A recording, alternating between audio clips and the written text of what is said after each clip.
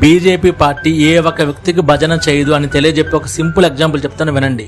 చంద్రయాన్ 1ని మన ప్రధానమంత్రి అటల్ బిహారీ వాజ్పేయి గారు 2003లో చంద్రయాన్ 1 అప్రూవల్ చేస్తే 2008లో చంద్రయాన్ 1 చంద్రుని వద్దకు చేరుకుంది.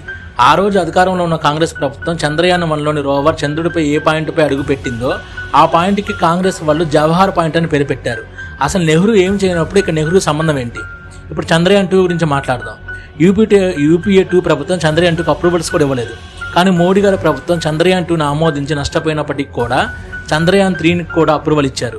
చంద్రయాన్ 2 ఫెయిల్ అయినప్పుడు దేశ ప్రధానమంత్రి బెంగళూరు ఇస్రో కేంద్రంలో ఉండి సైంటిస్ట్ను ఓదార్చి వాళ్ళని మోటివేట్ చేసి చంద్రయాన్ 3 సక్సెస్ అయ్యేలా చేశారు. అలాగే చంద్రయాన్ 3లోని రోవర్ ఎప్పుడైతే చంద్రుడిపై కాలు పెట్టిందో ఆ పాయింట్కి మోడీ గారు తిరంగ పాయింట్ అని, శివశక్తి పాయింట్ అని పేరు పెట్టారు తప్ప వాజ్పేయి పాయింట్ అని, అద్వానీ పాయింట్ అని పేరు పెట్టలేదు. కాంగ్రెస్ ఎప్పుడు నెహ్రూ గాంధీ భజన చేస్తే బీజేపీ ఎప్పుడు దేశం ధర్మం కోసం